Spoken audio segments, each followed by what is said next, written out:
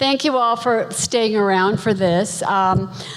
Thank you for what you've done with this film. It's pretty remarkable. Thank you. Yeah, I mean, it's touching, it's funny, and I would say very important. So thank you.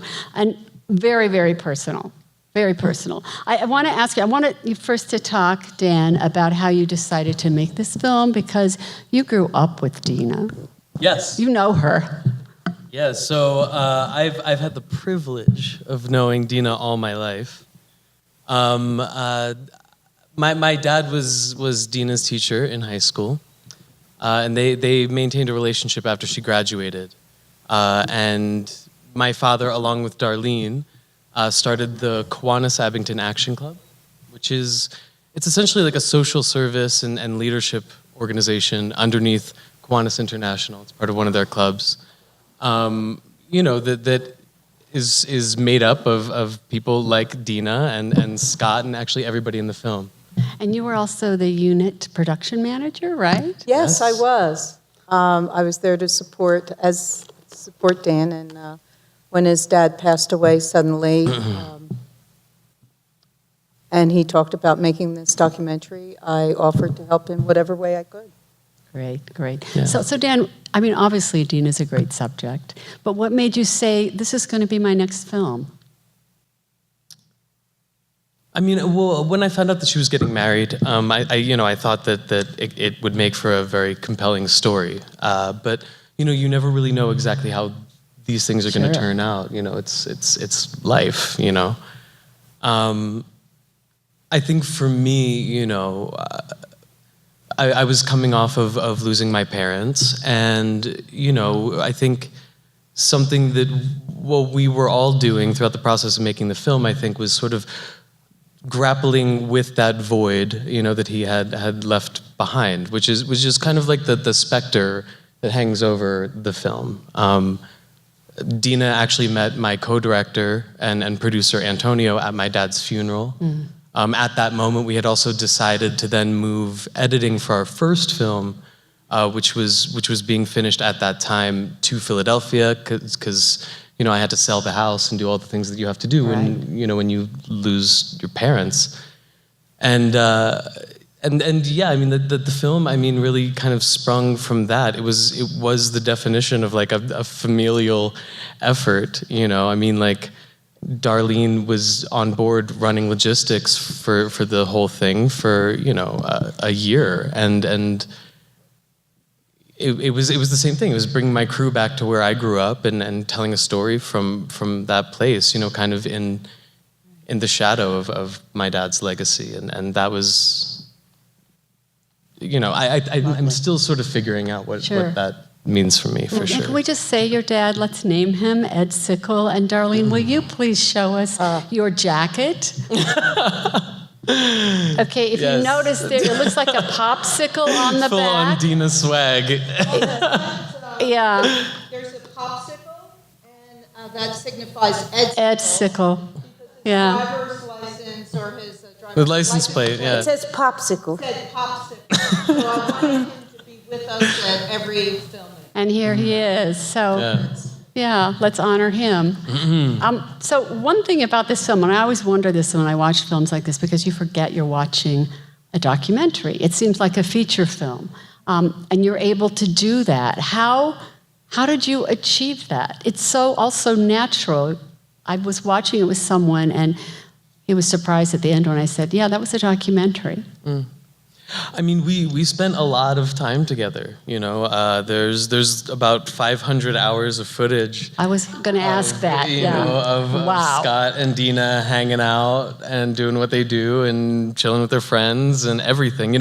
For every moment of them watching TV in the film, there's hours of them watching TV. I was going to ask you, how many hours of film did you have to edit? So sort of part of our work. It was really organic. Dina's very courageous and very generous. And, we had the benefit of nailing down their schedule, and we knew the apartment. So, it's like any room that they would go into, essentially on a technical level, where the cameras can live to catch conversation and activity that's going on. And, You know, I mean, we know that when Scott comes home, they hang out in the kitchen for about 3 to 5 minutes and like talk a bit, and like maybe Scott's brought something home and like whatever, they put it away, and then they go from there into like the living room, and that's when they start watching TV.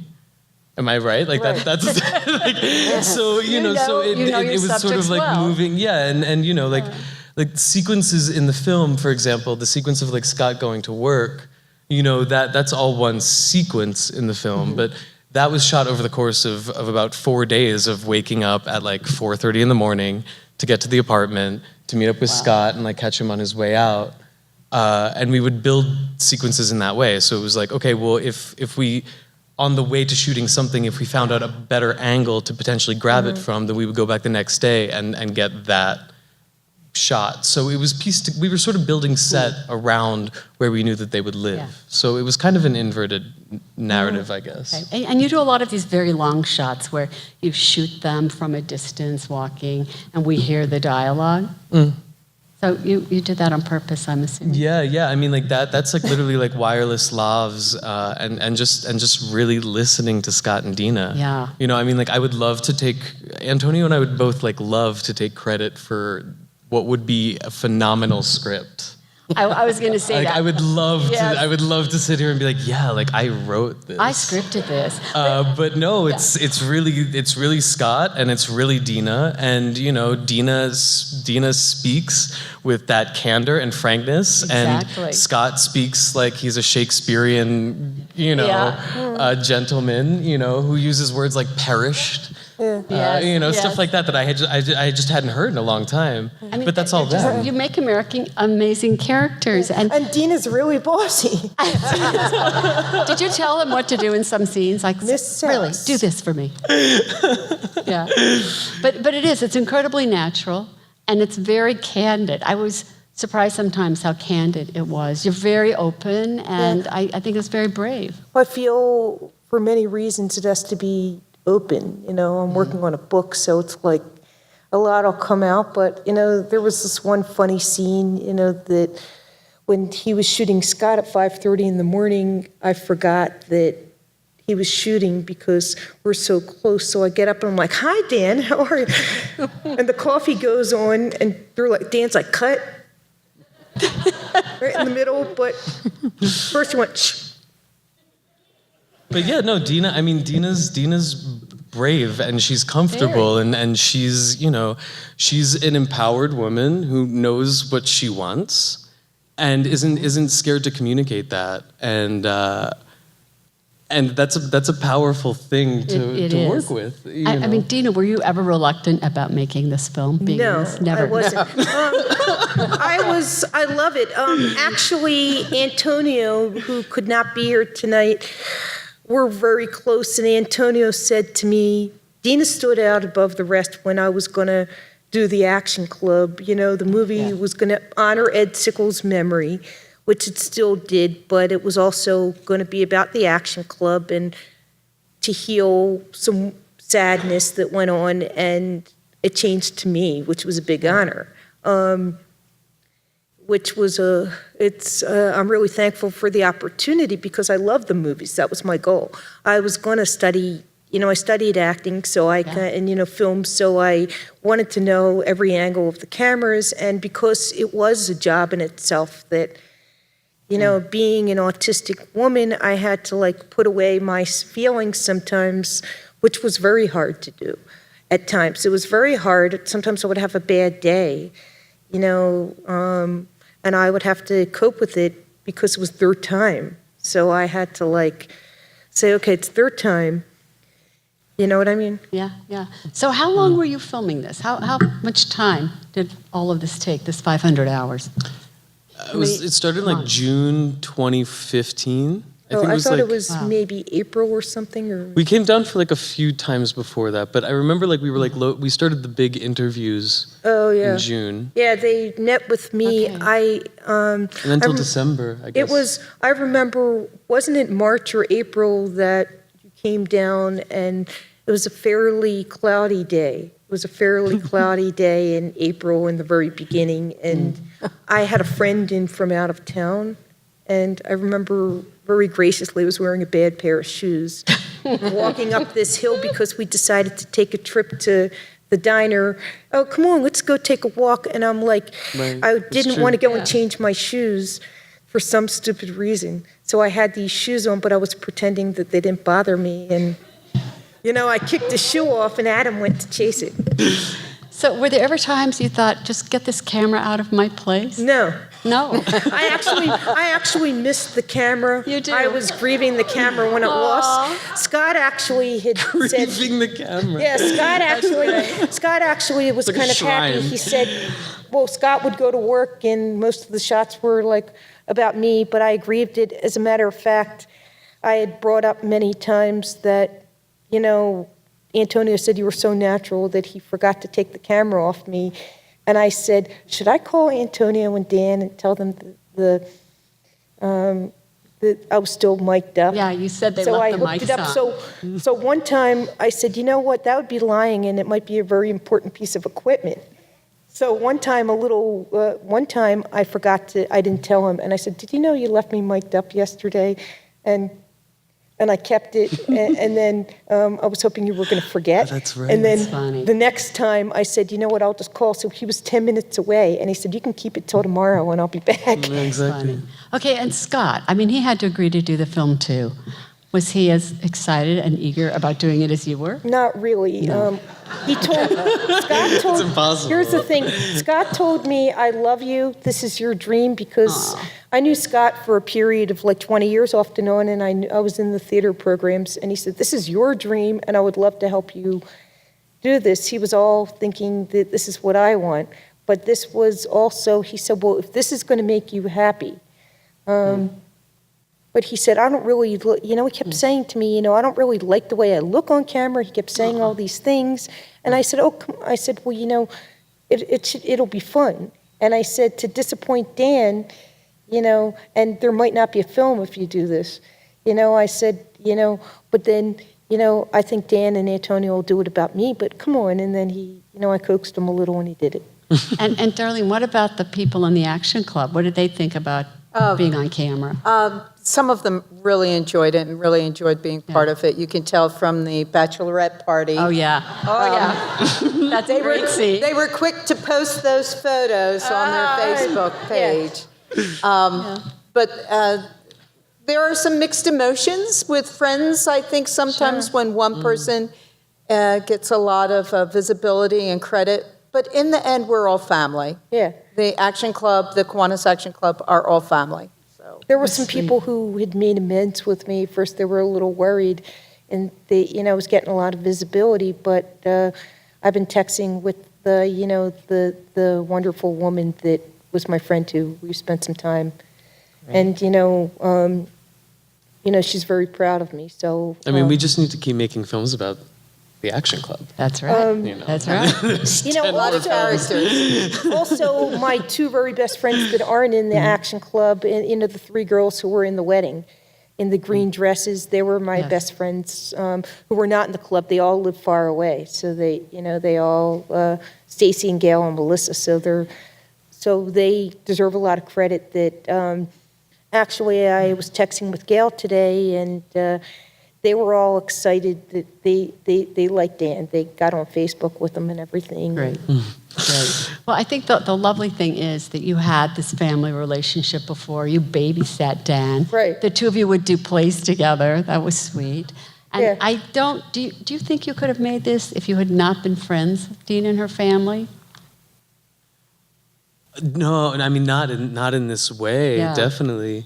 Well, I have to say this man, I love him very much, and I've grieved. Dan has since moved to Paris, and they have offices in Paris and London, but it was a hard departure. When they left. But Antonio, who's not here, he's been my right-hand man. I actually call him Dr. Love because he fixes things. And so Antonio and I became very close because he's local, and he can take the train up, and he's helping me with my writing projects. He's submitting some of my writing and working with editors with me.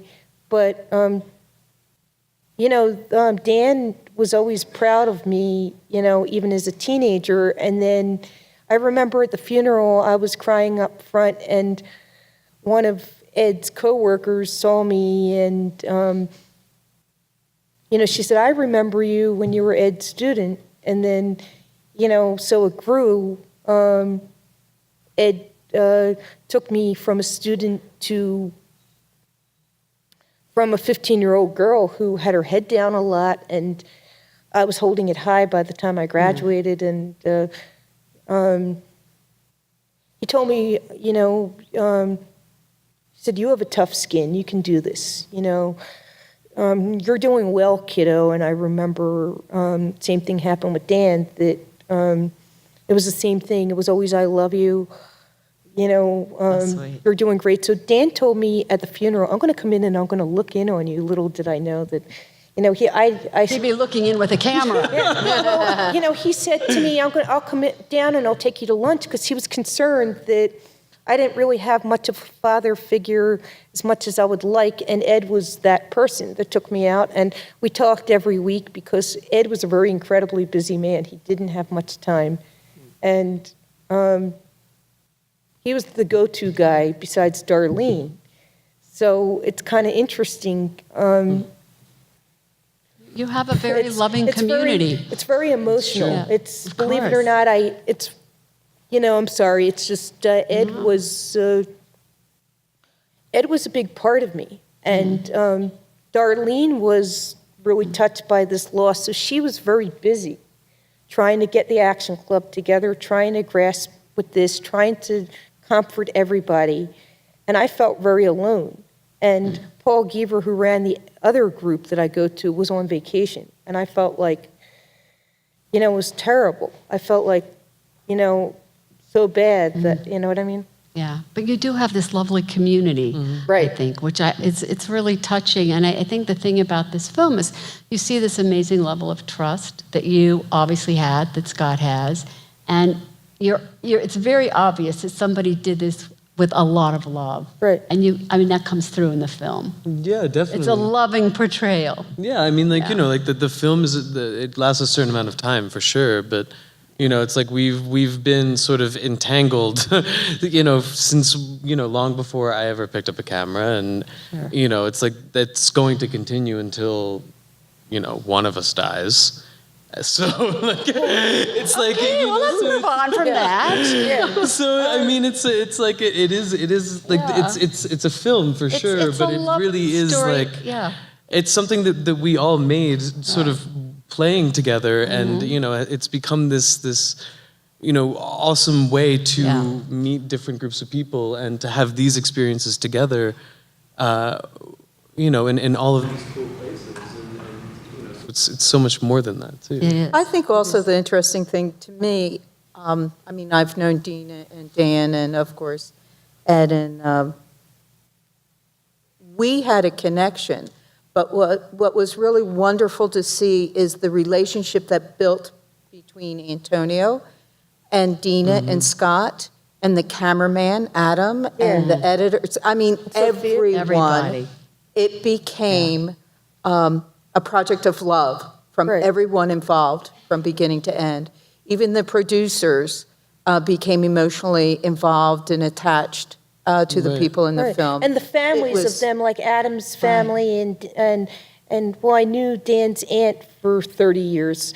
I knew Darlene for 30 years because I've been in the Action Club, but Adam's mother had sent me some things, birthday cards, and Wow. Sophia always said, "I love you." Dan's friends from Exactly. high school who Very I knew, supportive that environment. we all became friendly. I actually was, Dan could probably tell you that, I was told, I'm not going to be much of everything. And I worked my wonderful mother, as you see, was a big, my mother was very big in my life and raised me as a strong woman and, raised the bar for me, and maybe Dan could elaborate that. I don't know about that, but it was very important that she didn't give up on me like a lot of people had done, well, not the Action Club, but, when you're raised by a mom who works her butt off and puts you first more than anybody. This is love there too, with the mother and the daughter. Sure. You know what I mean? Yeah. She said to me when the Peak Award was coming about, and I said, "Oh, in the Temple Grand inning." Well, Carrie Fisher's my favorite, and she said, "You're my favorite." That's great. I want to talk a little about the music you choose too. There's that incredibly sweet scene where you're sitting on the beach and Scott is singing to you. That's just so dear. He does that a lot. Yeah. It's wonderful. And then the song you used at the very end that kind of sums it up, that says it's her, well, there will be peace of mind when we're in a world of our own. I just thought was so appropriate. Yeah, no, I mean, we had a Dan. we had a really, really good time with the soundtrack on this. You know, also we got to work with Scott, and like Scott is like a musical genius who, you know, knows so much about music, has an incredible like library in his mind, and you know, that moment on the beach, that's how it happened. They actually sat down on the beach that way, which was perfect. Like You didn't direct that. No, like literally. I mean, That was a weird. He didn't even direct it, and you know what was funny? You know what was really crazy? How there were some kids in the scene, and then Right. and you know. Oh, you're going, yeah. I just thought it was really funny how there were some kids, and then what was the part? He said, "Shh, Adam, come over here. Look, there's people over here." Or you know, I heard these little tidbits going on. But yeah, I mean, like, you know, but also, you know, in that scene working with Scott, it's like we got lucky when we actually put the real like Freddie Fender song like up with his, because he's actually that was on good. rhythm, you know, and he's Yeah. in key for most of it. And yeah, and that moment was actually a big conversation with our sound supervisor, with our music supervisor, because you know she had this feeling for a while that like, okay, Scott's voice should fade out as Fender keeps going, and Antonio and I were always like, no, but like Freddie Fender is coming to meet Scott, you know, and like Scott is the one like sustaining it. So music was something that we played with a lot, and that was a big part of this film. What's kind of interesting about Scott, he sings all the time in the house, and you know, like there are times when sometimes I catch him humming before he goes to bed, or like, you know, in the scene where I was sad because I had a bad phone call that day, and you know, that was not planned. I was sad, and the camera went on, I think, or we were about to, I was having a bad day, the phone rang. We were playing golf earlier in the day, and I was And he comforted you with singing. he comforted me, and I love that Richard Marx song. I wanted to pick it up, so he sang that, and started to tear up a bit. I really didn't know if I was going to get out of that mode.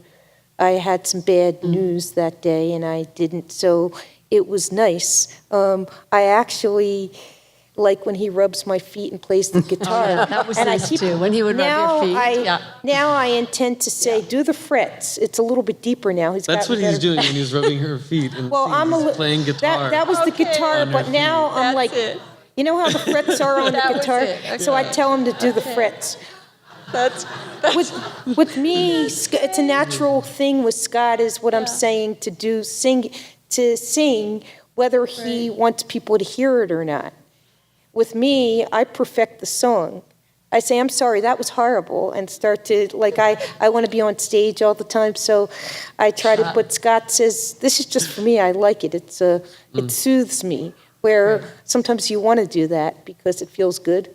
Well, I loved watching your relationship. It was really lovely, and I thought you communicate very well. And you're very honest and open with each other, more than a lot of couples, so I like that. I want to know what each of you has as a hope for this film. What do you hope for this film? I guess no, I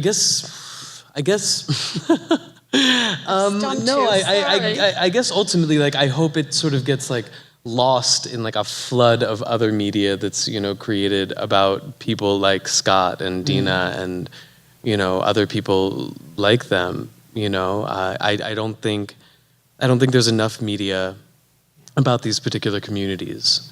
At least media that portrays, these communities in a nuanced, complicated, humanistic way. So I guess that's my hope. I also hope people, use it as a reference for something, and that Teaching tools. Exactly, and not only for somebody who's on the spectrum, but for for themselves and for the relationship that they might be in. And Dina, what about you? What's your Like hope? Dan said, before I get into what else what else is new, maybe I should say, what else do I want? Media, cameras, voiceovers, acting projects, writing, reality. I would think that, I told Scott, wouldn't that be nice if we had Dina 2 out? So You're ready for the sequel. Dean, everybody said reality show. I would like to do a reality show. Scott said, I don't mind every once in a while being in it, but I was thinking about maybe not being in a reality show. Maybe I was thinking about having, something about the Dina Buno show, like Chelsea Handler or something funny. Maybe see, I could do this all the time and not, be a real person and have maybe my mom and I come in and then maybe kind of like the Kardashians, because I just so... You liked them, Well, as I recall. the 100th anniversary, or a big part of the episodes came on about 14 years or 17 years, and Kim said we're totally natural, and it's funny, fighting is a part of life, and that's the whole idea. I would like to, I don't know if the Action Club would really go about it, but I just thought about my daily getting on the bus, going to my speaking engagements, going to teach people my advocacy. I don't know, but I would really like to do, have more projects, like maybe voiceovers, go into New York City, go behind a booth in pajamas and do a cartoon, maybe get on a television show where, maybe I'm a mom, a sassy mom with a single You'd be a mom. good sassy mom. I would like to do something like this, and I've negotiated. I feel like all of that's in the cards. I've negotiated plenty of things. I would like to take my book when it's done and, do a Hallmark Hall of Fame, because I'm writing my book on my autism and my whole life. So there's more to this. Yeah. I'm working on, I'm a public speaker for autism, and I would like to use the movie as a reference or a teaching tool.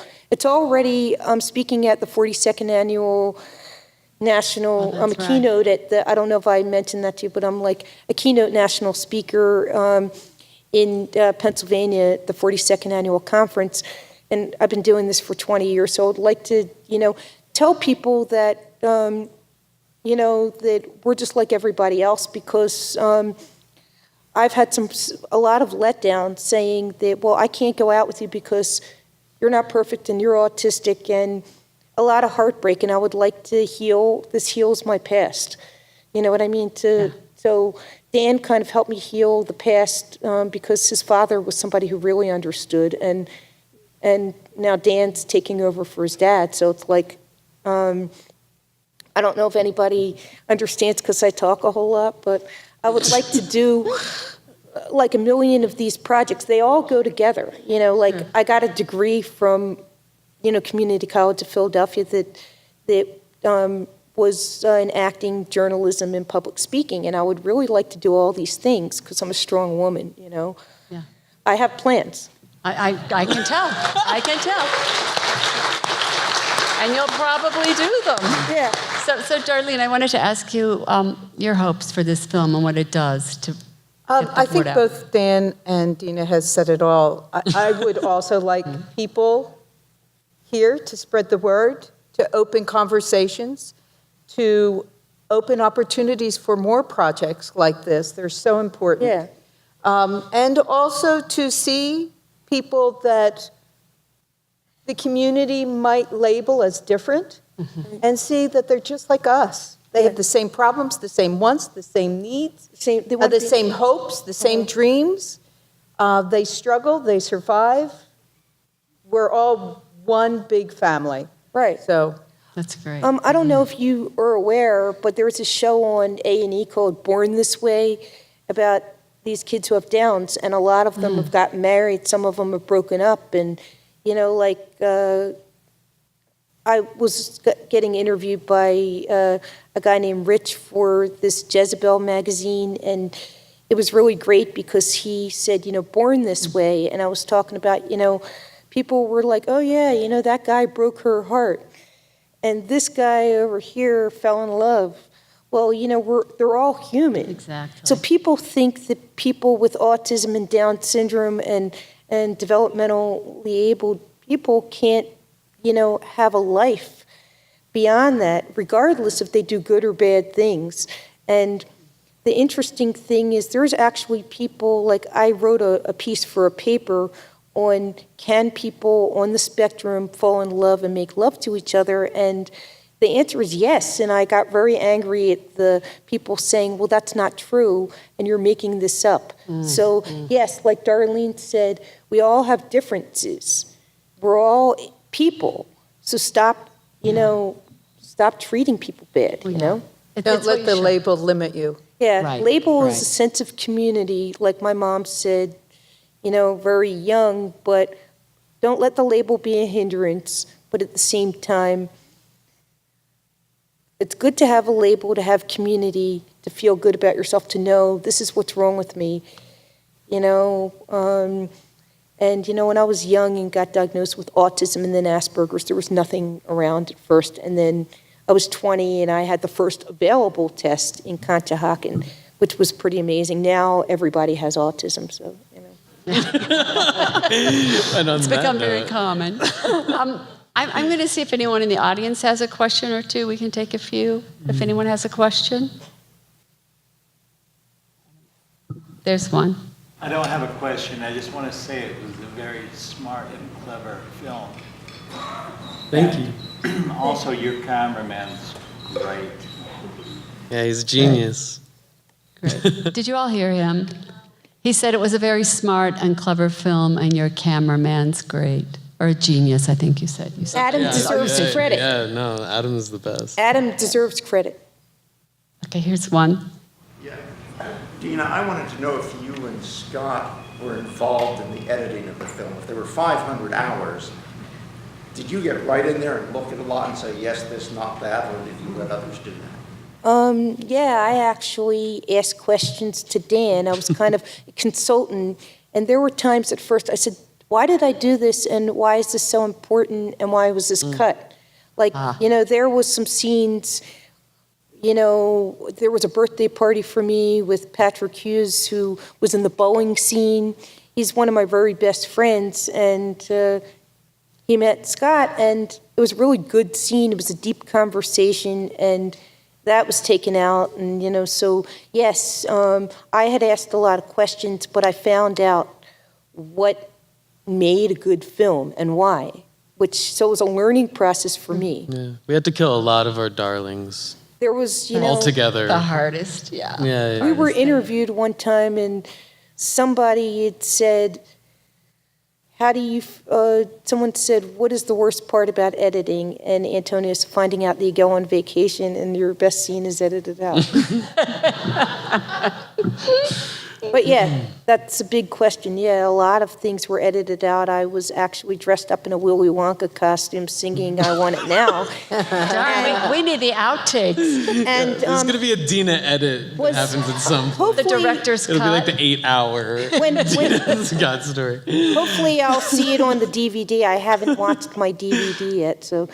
There is a director's commentary on the DVD with There is. Dina. Yeah. Yeah, there was a great. director's commentary with the three of us sitting there, and it was a lot of fun. I don't know if Dan wants me to tell the secrets, but it was such a ball, and Well, yeah, no, we should keep the secrets Okay. for them to discover. Yeah, you have to pique their interest to buy well, the let's just DVD. say, pretend that you didn't hear that.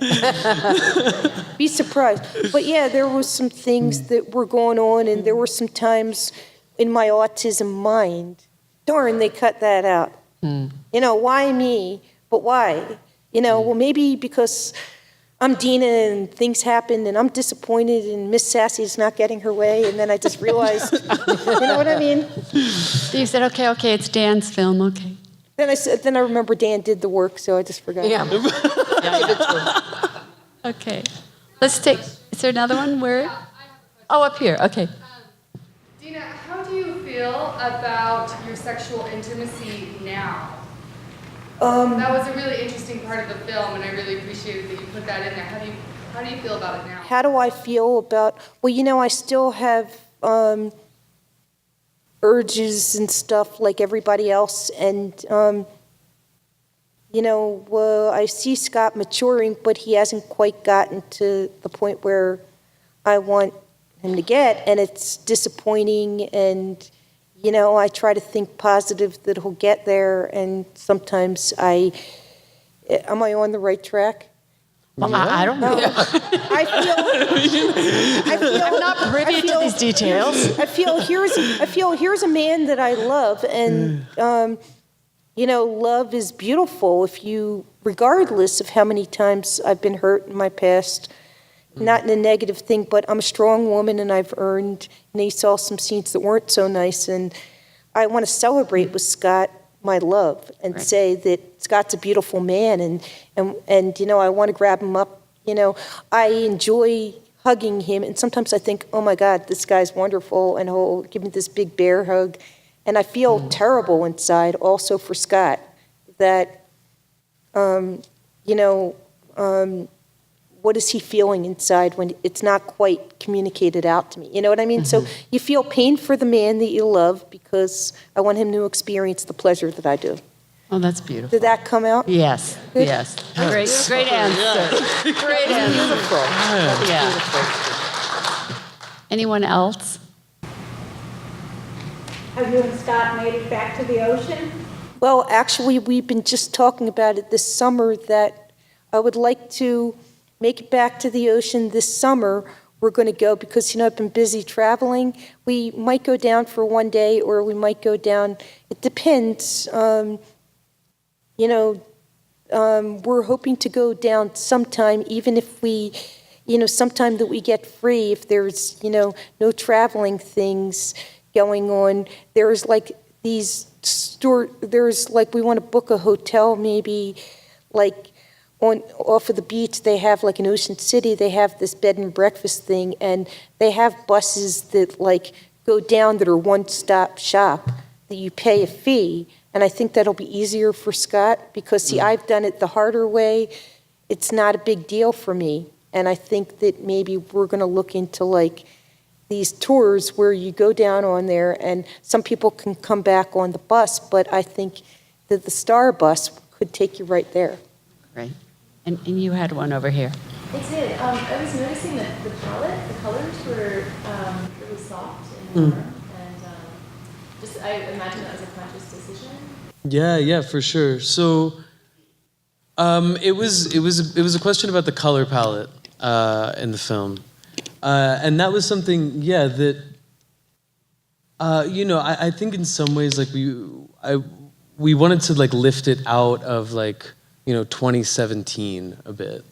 Like in a lot of contemporary cinema, you'll see like these kind of crunchy, contrasty blacks. You know, it's kind of the opposite of what we created. So, but that also arose from, you know, Dina's natural sort of palette. She wears a lot of pastels. So Pinks in and that, we were greens. kind of like, we were working to like lean into that world, and we were working with like a lot of impressionism and an incredible colorist named John Dowdell, who he's most well known for right now, I guess, for like Carol. But he's been doing coloring forever. Like, dude is like a legend. So like we got to work with this brilliant guy, and it was also sort of a test of like what we could do, like how we could make a world that seems like it could be 1970, but they're talking like it's, you know, 2017, but maybe it's like in like the near future, like, so it could kind of be anywhere in that space to sort of like heighten, you know, Scott and Dina also as an iconic couple, you know, a couple that like we really want to root for the duration of an entire film. you know? So how can we create imagery and a color palette that supports that? Another one here. I'll try to do this loudly. Okay. Back to the ocean. Dina, you rocked that swimsuit. Yeah. Thanks. Thank you so much. So, yeah. You know, it's interesting, but... And that hat, too. Thank you. You know, That poor hat. unfortunately, the hat went to hat heaven. It was a full-blown, it was a wonderful hat, and I have another one now that's very similar. I'm imagining what hat heaven looks like. But as for the bathing suit, my mom bought me that the first summer. My mom bought me that after I was attacked, you know, as a surprise, because I thought I would never wear a bathing suit again because, you know, I was a bikini wearer and I was afraid to show my scar on my stomach. But that bathing, thank you very much. Also, you know, the ocean seems to be everybody's favorite. And yes, we're just looking down. I said, we really would like to go down there, even if it's for a weekend. Ocean City is a very family-oriented place. A cleaner version of Atlantic City. Right. And you had a question. Yeah. Yep. Well, first of all, I thought that was a beautiful film.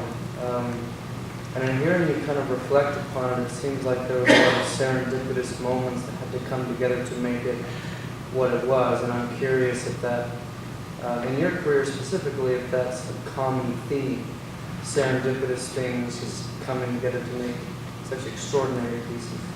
I mean, obviously, I'm not discrediting your work or anything. No. Did everyone hear the question? Yeah. Yes. Okay. He was asking about the serendipitous things that happened, and Yeah, I mean, so it's sort of impossible to quantify, right? Like how much luck you sort of get, but I feel like we sort of perceive like our sets and our work. I mean, I might whatever take it as it sounds, like kind of like hanging out on like a playground, you know, and just making sure like everybody brings the best attitude to make that happen. You know, Dina was a big part of making the film. Like the film wouldn't be the same if you subtract anybody who's in it. And it was the same for our first. I think our job is largely made up of moments where, you know, we're responsible for maintaining an environment where everything could happen and people are going to feel taken care of, so that it's safe to make a mistake or say something that you might regret, because we're all taking care of each other to tell a story. But then also, I think a large part of our work too is really sort of convincing people that they are enough as they are, you know, and that their time is valuable, and that what they have to say is important, and that they're legitimate, you know. So those are the aspects that we can control. But you know, it's all really an experiment. Like we didn't know how this would work. We didn't know that if, you know, not moving the camera was something that was really going to turn people off. But we just sort of we had faith in like a bunch of different sort of impulses that we had. You know, a lot of it it hinges on Dina being able to carry an entire film, which is hard for any actress. Yeah, but she does it flawlessly, and that was really that was came my from a place dream. of deciding like we're gonna chill and listen to what she has to say, instead of being like, cool, we're like investigative journalists, documentary filmmakers, and like we're gonna make sure that we like make this work perfect and da-da-da-da-da and whatever. It was really like, let's chill out, and like we're gonna accept our role as essentially her paparazzi for, you know, that's great. like the better part of a year, and something's gonna come of that. It was kind of interesting about, you know, as Dan said, that, you know, it's very hard. You try different things when you're working with the camera, and the interviews that he did in the beginning with, you know, talking about, you know, the attack. You know, we had to record these interviews, and there was a lot of sadness. We all, Dan, Adam, Antonio, and I, our eyes, you know, teared up.